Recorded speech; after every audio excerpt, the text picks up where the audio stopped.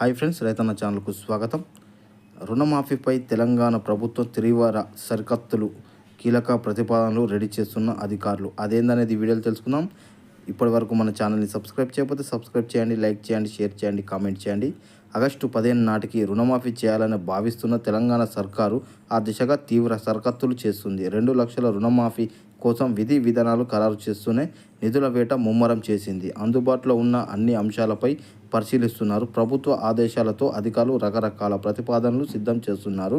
రుణమాఫీ నిజంగా అర్హులైన వారికే మాత్రమే ఇవ్వాలని ప్రభుత్వం భావిస్తుంది. ఇప్పటి వరకు రైతు బంధు ఇచ్చినట్టు అన్న వర్గాలు రుణమాఫీ చేయొద్దనే ఆలోచనలో ఉంది. అందుకే అర్హులను గుర్తించి చేపట్టాల్సిన వడపోత ప్రక్రియను ఖరారు చేయనుంది. పంట రుణమాఫీ అంశంపై ఈ వారంలోనే కీలకమైన మంత్రివర్గం సమావేశం నిర్వహించాలని ప్రభుత్వం భావిస్తుంది. ఈ భేటీలో రుణమాఫీ అర్హతకు సంబంధించిన విధి విధానాలపై ప్రజలు స్పష్టత ఇవ్వాలని ఆలోచనలో ఉంది.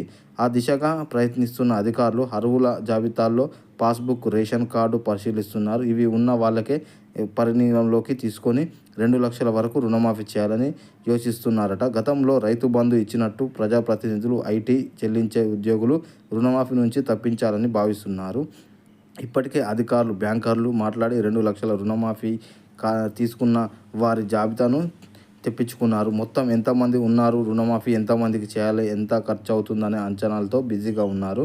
2-3 రోజుల్లో ఈ ప్రక్రియ కొలిక్కి రానుంది. అనంతరం ఆ జాబితాను ముందు ఉంచుకొని అసలు లబ్ధిదారులు జాబితాను సిద్ధం చేయాలన్నారు. ఇప్పటికే రైతు బంధు పొందుతున్న వారిలో 6 లక్షల మంది పట్టాదారులు పాస్ పుస్తకాలు లేవు.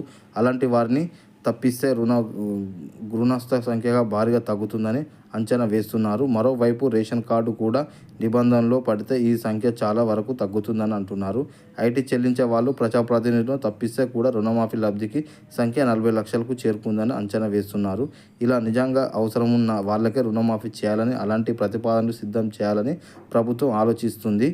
మరోవైపు చేస్తున్న రుణమాఫీ దశ వారీగా చేస్తారా టాక్ నడుస్తుంది. ఆగస్టు 15 ప్రారంభించే రుణమాఫీ ప్రక్రియలో మొదటి దశ 50,000, రెండో దశ 75,000, మూడో దశలో 1,00,000, తర్వాత 2 లక్షల వరకు రుణమాఫీ చేయాలని భావిస్తున్నారు. తెలంగాణలోని దాదాపు 70% రైతులకు 1,00,000 లోపే రుణం ఉందని ప్రభుత్వం భావిస్తుంది. ముందుగా వీళ్లకు ప్రాధాన్యత ఇవ్వాలని ప్రభుత్వం మిగతా వారికి రుణమాఫీ చేయాలని చేస్తున్నారు. నిధుల సమీకరణలో పెద్ద టాస్క్. ఆగస్టులో రుణమాఫీ చేస్తామన్న ప్రభుత్వం ఒక్కొక్క అడుగు నెల రోజులతో రైతుల్లో మరోసారి నిధులు విడుదల చేయాలని, వాటితో పాటు రైతు బీమా, పంట బీమాను కూడా చెల్లించాలని, దీంతో 4 పథకాల కోసం 50,000 కోట్లు సమకూర్చాలని ఇది ప్రభుత్వానికి పెద్ద పరీక్షగా చెప్పుకోవచ్చు. ప్రభుత్వం ఆలోచిస్తున్న రూల్స్ ప్రకారం రుణమాఫీ కోసం 35,000 కోట్ల, రైతు భరోసాకు 10,000 కోట్లకు పై, బీమా పథకాల కోసం 4,000 కోట్లు అవసరమవుతాయని 4 పథకాల కోసం నిధులు సమీకరణ ప్రభుత్వానికి పెద్ద సవాల్గా మారుతుంది. వివిధ రాష్ట్రాల్లో కేంద్రం పెట్టిన రూల్స్ ప్రకారం లబ్ధిదారులకు సంఖ్యను తగ్గించుకోవడం ఒక మార్గమైతే, మరో రైతు కోసం ప్రత్యేక కార్పొరేషన్ పెట్టి బ్యాంకుల నుంచి రుణాలు తీసుకొచ్చడం మరో మార్గం. వివిధ ప్రాంతాల్లో ఉన్న ప్రభుత్వ భూములు తాకట్టు పెట్టి రుణాలు తెచ్చుకోవడంపై కూడా ప్రభుత్వం ఆలోచిస్తున్నట్టు సమాచారం. ఇప్పటి వరకు మన ఛానల్ని సబ్స్క్రైబ్ చేయకపోతే సబ్స్క్రైబ్ చేయండి, లైక్ చేయండి, షేర్ చేయండి, కామెంట్ చేయండి. జై జవాన్, జై కిసాన్, జై భారత్.